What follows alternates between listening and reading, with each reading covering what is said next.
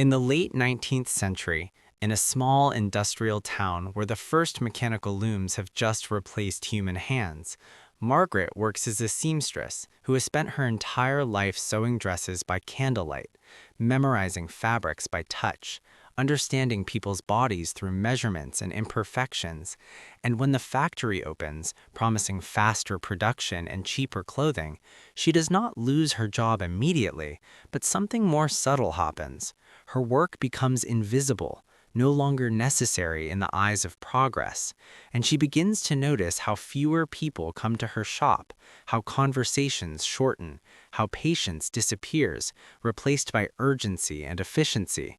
And this slow fading unsettles her more than direct rejection ever could, because it feels like being erased quietly, without conflict, without explanation. And as she sits alone in her workshop, surrounded by tools that once defined her identity, she reflects on how history celebrates innovation but rarely acknowledges what it displaces, how every new machine creates not only opportunity but silence where human presence used to exist. And this realization forces her to confront a question she has never asked herself before. If her skills are no longer needed, does her life lose meaning, or does meaning simply need a new form? And in this emotional tension between loss and transformation, Margaret begins to understand that progress is not just external change, it is an internal negotiation between who we were trained to be and who the world now allows us to become. And this awareness does not give her immediate answers, but it opens a space where identity is no longer fixed to profession, where existence is no longer justified by usefulness. And for the first time, she considers that her true value might not lie in productivity at all, but in memory, attention, and the quiet human knowledge that no machine will ever replicate. As weeks pass, Margaret begins to observe the town differently, not as a network of clients and orders, but as a shifting social landscape where relationships are slowly reorganized around systems rather than people. And she notices how the new factory workers speak in numbers instead of stories, in quotas instead of measurements. And this linguistic shift reflects a deeper psychological transformation, because time itself is no longer experienced as fluid and personal, but as segmented and optimized. And this realization makes her increasingly aware that her own rhythm of work, slow, attentive, embodied, no longer fits within the dominant structure of modern life. And this mismatch creates a subtle emotional alienation because she does not feel rejected directly, she feels misaligned, as if the world has rotated slightly while she remained still. And in this emotional gap, she begins to reflect on how identity is often shaped not by inner desire, but by the systems one participates in. And when those systems change, individuals are forced to renegotiate their sense of self without any clear guidance. And this leads her to question whether adaptation is a form of growth or a form of quiet surrender, whether becoming modern requires sacrificing certain human qualities that cannot be measured. And as she watches young girls entering the factory, learning machines instead of fabrics, she feels both sadness and understanding, because she recognizes that history always belongs to the next generation, even when it erases the emotional language of the previous one. One afternoon, Margaret receives a visit from a former client, a young woman now working as a supervisor at the factory, who brings a mass-produced dress and asks Margaret to adjust it. And as Margaret touches the fabric, she immediately senses its difference: the uniform texture, the lack of individuality, the way it fits the body statistically rather than personally.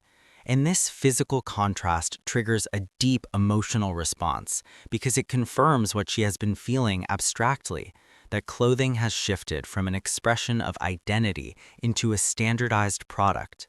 And through this simple interaction, Margaret becomes aware that her role is no longer to create, but to repair the imperfections of a system that no longer values uniqueness.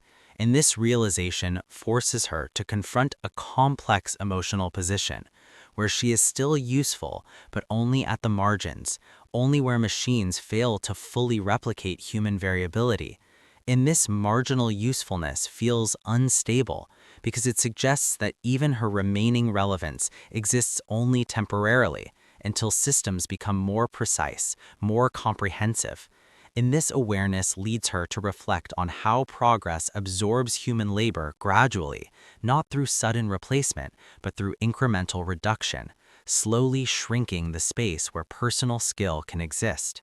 And in this shrinking space, Margaret senses that her profession is not ending dramatically, but dissolving quietly into technical assistance, into a role defined not by creation, but by correction. That evening, Margaret sits alone in her workshop and begins to examine her tools one by one. The needles worn smooth by years of use, the measuring tape faded at the edges, the patterns folded and refolded until they resemble fragile maps of forgotten knowledge. And this intimate inventory feels almost archaeological, as if she is cataloging artifacts from a culture that is already disappearing. And through this slow process, she becomes aware that her relationship with these objects was never purely functional. They were extensions of memory, physical anchors to moments of human connection. Weddings, funerals, first jobs, transformations of bodies and lives that passed through her hands.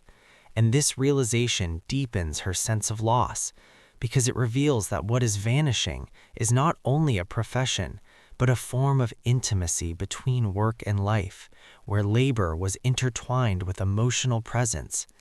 And she reflects on how industrial systems separate these dimensions, isolating productivity from personal meaning. And this separation feels like a form of emotional fragmentation, because it allows efficiency to grow while quietly dissolving the depth of experience. And in this emotional clarity, Margaret understands that the grief she feels is not nostalgia for the past, but a response to the future becoming emotionally thinner, less embodied, less relational. And this awareness leaves her with an unresolved tension, because she knows she cannot stop progress, but she also senses that something essential is being lost in ways that history will never record. In the following days, Margaret begins to walk through the town without any practical purpose, something she rarely allowed herself before. And this simple act of wandering feels strangely unfamiliar, because her entire life was structured around orders, deadlines, fittings, and responsibilities. And now, without the constant demand for her labor, time opens up in a way that feels both liberating and unsettling. And as she observes the streets, the factory gates, the crowded markets filled with identical garments, she becomes aware of how deeply human movement itself has changed, how people now walk faster, speak less, look inward more often, absorbed in schedules and systems rather than in each other. And this observation leads her to reflect on how progress does not only transform work, it reshapes perception, attention, and even emotional availability. And she realizes that her former life required a level of presence that is no longer socially encouraged, listening carefully, touching fabric slowly, noticing subtle changes in posture and mood. And in contrast, the new world seems designed to minimize human variability, to smooth differences into averages.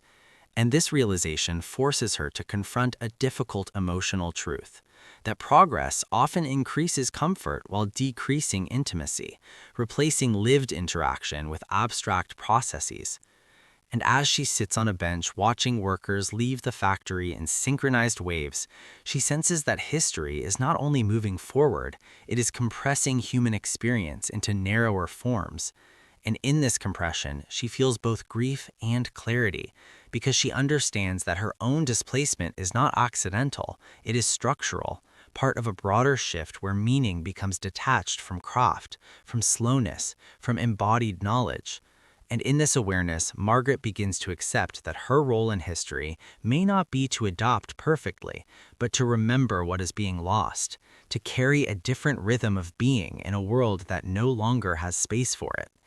And this quiet acceptance does not resolve her future, but it gives her present a new form of dignity, one rooted not in productivity, but in conscious witness to change.